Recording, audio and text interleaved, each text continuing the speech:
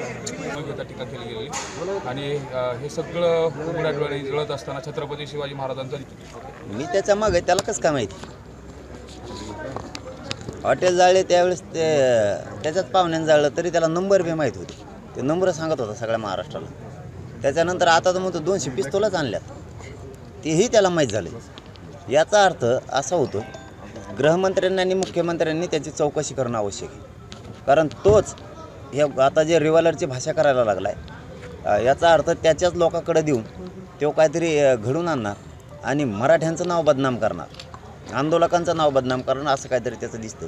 त्यामुळं त्याला कायदेशीर पदावर सगळ्यांना हटवून त्याची चौकशी करणं गरजेचं आहे. नसता याच्यात मुख्यमंत्री आणि गृहमंत्री हे 100% मराठ्यांच्या टार्गेटवर राहणार. कारण त्यालाच कसं काय माहीत होतं ह्या अशा गोष्टी झालेल्या. त्याच्यात पाहुण्याचं हॉटेल त्यानेच जाळलं आणि मराठ्यांचे आंदोलक गोरगरिबांचे बदनाम केले, हे त्याला माहीत कसं काय होतं. काल जर ओबीसीच्या संदर्भातला विषय आहे की ओबीसीमध्ये मराठ्यांना आम्ही येऊच देणार नाही असं देखील त्यांनी प्रतिज्ञा केली आणि जे कुणबी प्रमाणपत्र काढले गेले त्याची श्वेतपत्रिका काढावी, हे बोगस आहेत, खोटे आहेत आणि शिंदे समिती देखील आम्हाला मान्य नाही, बरखास्त करायची मागणी केली. नाही जीड आहे हो ते का अशा नव्हती हो. मराठी आरक्षणात गेले, ओबीसी आरक्षणात गेले, कुणबी प्रमाणपत्र मिळाले, कुणबी प्रमाणपत्र चॅलेंज होत नाहीत, एवढं तरी डोकं राहू दे तुला. कशाला घेतलंय का त्याला उघड सरकार डॅमेज करायला घेणं देणं त्यांनी. त्याला हेच कळत नाही ओबीसी आरक्षणात गेले थोड्या दिवसात सगळे जाणार आहेत, तो झोपेतच राहा असत नुसतं उड्या आणि इकडं. मला मंत्रिपदाची गरज नाही, आमदारकीची गरज नाही, मी फक्त ओबीसीसाठीच काम करणार असं देखील सभेमधून एल्गार दिला.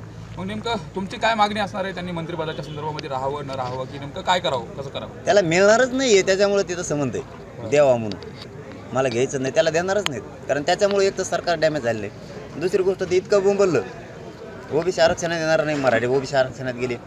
तिसरी गोष्ट सर्वसामान्य धनगर बांधवांना आणि मराठा वंजारी बांधवांना दुसरंच सांगितलं, ज्यांच्या आरक्षणात धक्का लागत नाही आमच्यामुळं त्यांना सांगितलं, त्यांनी ओळख केली राजकारणी. सामान्य ओबीसी बांधवांनी लक्षात घेतलं राजकारणी आपला फायदा घेतोय, आपला फायदा उचलून किंवा त्याचे केसेस मागं घ्यायला लागला आहे, काय गुन्हे मागं घ्यायला लागला आहे, हे त्यांच्याही लक्षात आलं. म्हणून त्याला परिस्थिती यायला लागली हमेशाच. पण ते तरी शान होत नाही, ते प्युअर बधीर झालेलं आहे. नसल्या बधिराच्या नादी नाही लागायचं, सर्वसामान्य ओबीसी बांधवांनी ठरवलं आहे. मात्र मंत्रिपदावरती असून अशा सभा घेतल्या जातात, पोलिसांचा धाक, काल नोटीस देखील पाठवल्या काही मराठा बांधवांना. मग नेमका सत्तेचा गैरवापर केला जातोय का आणि सत्तेवरती राहून अशा पद्धतीने सगळं केलं जातंय, पोलिसांचा खूप मोठा ताकझाक वगैरे असतो, कसं पाहता या? 100% तो गैरवापरच करायला लागला मंत्रिपदाचा. कायदाही पायदळी तो तोडवायला लागलाय, दंगली निर्माण होतील अशी भाषा वक्तव्य तेच करायला लागलाय. पण नोटीसी फिटिशीला जरा आम्ही घाबरलो. आम्ही कसले मराठी, आम्ही आमच्या लेकराच्या न्यायासाठी मुंबईकडे जाणार आहेत 20 तारखेला. जाताना संख्येने कमी असू, पण एकदा पुणे आम्हाला क्रॉस करून द्या. करोडोत जर अंतर नाही झालं तर नाव बदलून ठेव, करोडोत. आम्ही का नेहमी कावच करणार आहे.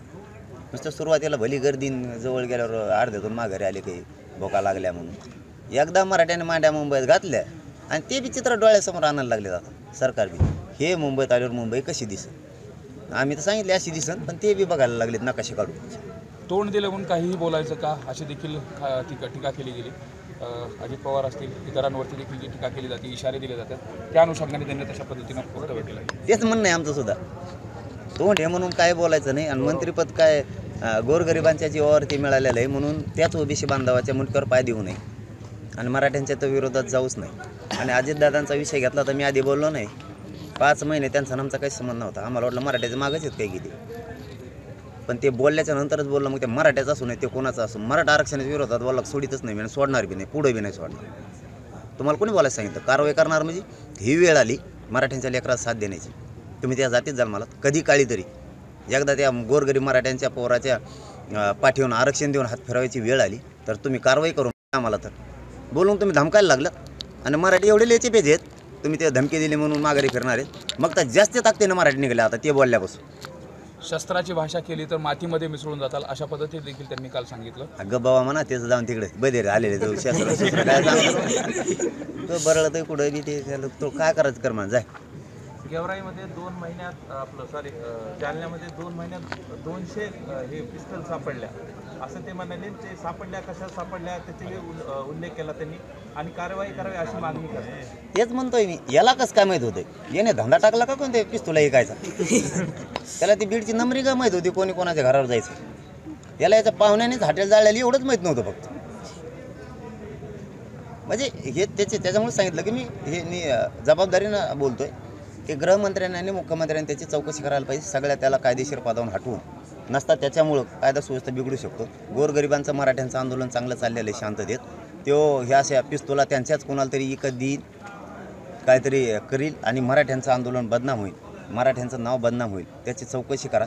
नसता याचा परिणाम मुख्यमंत्र्याला गृहमंत्र्याला दोघाला बघावं लागणार. 23 तारखेला आपली बीडमध्ये सभा झाली. त्यापूर्वी कन्हैया हॉटेलला एक बैठक झाली, चर्चा झाली आणि त्याच्यामध्ये एक बीडच्या स्थानिक पत्रकारांनी एक सवाल देखील केला होता की त्यामध्ये कन्हैया हॉटेलमध्ये चर्चा काय झाली हे जरांगे पाटलांनी मराठा समाजाला सांगितलं. त्यांच्यावरती NC देखील दाखल झाली. कसं पाहतात हे काय मला माहीत नाही, पण मी समाजासमोर बोलत असतो. अंधारात खुनारात बोलत नाही मी. आणि मग हे पुढं चाललं असतं. तिथं जर काही झालं असतं तर ते बंद केले असते ना. कार्यक्रम घ्यायचे, गावोगावी जायचे. कशाला तर फाडलं असतं पाय मोडूस तर. हे बघा, स्वतःच्या स्वस्वार्थासाठी गोरगरिबांच्या लेकराचं कल्याण होत असताना कसले आरोप नाही केले पाहिजे. मी आत्तापर्यंत समाजासमोरच केले काय करायचे. तिथं काय चर्चा झाली? तिथं का मंत्री होता का एखादा? ते आले, ते आमची भाकर खाल्ली येऊ, आम्हाला उलट कमी पडली, आमच्याच भाकरी खाऊन गेले. का देऊन गेले ते कायच? आणि देणाऱ्यातलं आम्ही असतो ते मागच होतं. आंदोलन लय पुढं गेलं. समोरच्यानं स्टेटमेंट करताना त्याची बी स्वतःची कुवत मर्यादा बघून बोलायला पाहिजे. आपली जाईल का किंमत? आंदोलन खूप पुढे गेलं आता. हे मॅनेज फेनेजचं शेत ते लय लांब गेला आता. मॅनेज लाल मी कच घोडेला येतो. काल भुजबळांना ईडीची नोटीस आली. त्यांच्या मुलांना देखील ईडीची नोटीस आणली गेली. कसं पाहता याकडं? शेवटी आता त्याच्या पापाचं विनाकारण त्या लेकराला बघायची वेळ आली. याने लय मोठं करून ठेवलं. कुणाचं खातो वर बडू काही सोडणे. भाज्यासुद्धा खाल्ल्या. काही दिवसांनी भजे लोकांनी खाऊन टाकले, कागद खाऊ नये. याच्यामुळे त्या लेकरावर वाईट वेळ आणली त्याने. म्हणजे स्वतःचं कुटुंब सोडलं नाही. ते हे सामान्य ओबीसी बांधवाला काय सोडणार आहे? सामान्य धनगर बांधवांना काय सोडणार आहे? यांनी समजून घेणं गरजेचं आहे. हे राजकारणी माणूस याच्या स्वार्थासाठी हे कार्यक्रमाला लावतो किंवा ते बरळतो. पण तुमच्यात आमच्यात नाराजी व्हायला नको. मी या गेवराई शहरातून विनंती करून महाराष्ट्रातल्या ओबीसी बांधवांना, धनगर बांधवांना आणि सामान्य वंजारी बांधवांना सांगतो, तुमचे आमचे संबंध एकदम चांगले आहेत. आपल्यात नाराजी पसरायला याच्यामुळं नको. कारण आमच्या नोंदी सापडलेल्या आहेत. आम्ही ओबीसी आरक्षणात तुम्ही विरोध केला तरी जाणार आहेत, नाही केलं तरी जाणार आहे. त्यामुळे आपल्याला त्याचा ऐकून नाराजी नको, त्याचा नाच सोडा. उद्या वाट लावण्यासाठीचं काही थोडं रूट म्हणजे तुम्ही चेंज केलं आहे, तर कसं चेंज असणार आहे? ते काय आहे? नाही ते आंतरवालीहून जर आम्ही निघालो तर गोदापट्ट्यातल्या लाखानं माता मावल्या हे वाटा लावायला येणार होते. पण आता त्यांनी जर गाड्या अंतरवालीत लावल्या तर ते गेवराईपर्यंत पाहिजे येणार आणि ते वापस गाड्या आणायला कसं जायचं? म्हणजे ते खूप हाल होणार आहेत त्यांचे. मग म्हणून एवढंच की गाड्यावर या. त्या गाड्या तशाच मुंबईच्या दिशेने येऊ शकतात. नाही, मुक्कामापर्यंतचा शब्द आहे आणि मराठ्यात सांगतात नाही भाऊ. हे अवघड कार्यक्रम झाला आहे. मग आता कानावर पडायला लागले. आता जाताना जरी थोडे असले ना, हे जवळजवळ गेल्यावर घेऊ लय चित्रवणी येणार आहे जणू लय मोठी. ते काही ठरवून ठेवलं आता कोणत्या दिवशी मुंबईत जायचं का. माया आधी जाते का समजा मी पोहोचल्यावर जाते त्यांची त्यांना माहीत. पण प्लॅनिंग तर पक्की झाली यांची. पुन्हा जमावबंदी मुंबईत लावण्यात आलेली आहे. जरांगे पाटलांचा नेमका मुंबईत पोहोचण्याचा काय प्लॅन आहे? काही गनिमिकावा? नाही, मग तेच सांगितलं ना आत्ता मी. फक्त मला शब्दातले फटकून सांगता येत नाही. मी तेच सांगितलं आत्ता की आम्ही इथूनच करोडून जाण्यापेक्षा त्यांना टप्प्याटप्प्यात पुढं आल्यावर कळण करोडो कसे असते. त्याच्यामुळं त्यांनाच गनिमिकावा आला 70 वर्षे. एकदा आम्हाला करून द्या ना. आता कसं असतो बघा तुम्ही आता मराठ्याचा गनिमिकावा.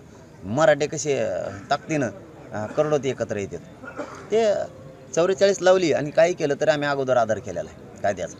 त्याने 18 तारखेपर्यंत 144 लागू केला होता. आम्ही कायद्याचा आदर केला. म्हणलं 18 नको जायचं, 20 जानेवारीला आपण जाऊ. आता तुम्ही 20ला लावताना लावीत ठेवता. मग आम्ही गुत्त घेतलं का एकट्याने? तुमची काही जबाबदारी नाही का कायदा पाळण्याची?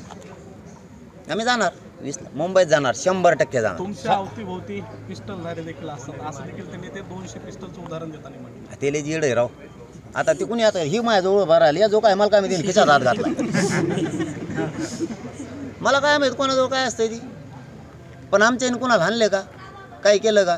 तुम्ही रोडवरून आमचे लोक धरून नेणार विनाकारण, त्यांना बदनाम करणार. तुमच्यावर रिवायलर सापडी म्हणून बदनाम करता तुम्ही आमच्या लोकाला. एकदा आरक्षण मिळून द्या. हे कोणच्या टीम आहेत, कोणकोणचे षडयंत्र आहेत ते बी आम्ही बघणार आहेत. आमच्या लोकांना ते विनाकारण आंदोलन करतात. त्या दिवशी सापडलं काही नाही तुम्हीच आमच्या आई बहिणीचे डोके फोडले, आमच्या छाताडात गोळ्या घातल्या. त्या टायमाला आमच्याजवळ काही सापडलं का? तुम्ही नंतर धरणार मग का तुम्ही टाकेता का काय? कोणालाच मी माझ्याबद्दलच नाही बोलतो, तुम्हाला सुद्धा माहीत नाही तुमच्या पाठीमागे कोण असू शकतो. माझी एक जबाबदारी की मी मुलगा म्हणून काम करतोय, मला नेता फाता व्हायचं नाही कोणाचा. मुलगा म्हणून काम करतोय, आरक्षण द्यायचं. आरक्षण मिळाल्याच्या नंतर मला काय नाही करायचं हे माझ्या मराठा समाजाचा शब्द आहे. हां, मी हे शब्द अति छातीवर दगड ठेवून सांगतो. मी एक तर डोंगरात जाईन, एखाद्या हिमालयात जाईन, फक्त आरक्षण दिवस तर मात्र मी हटत नाही. हां, आणि कोणाला वळवळ बी करून देणार नाही मध्ये. एबीपी माझा, उघडा डोळे बघा नीट.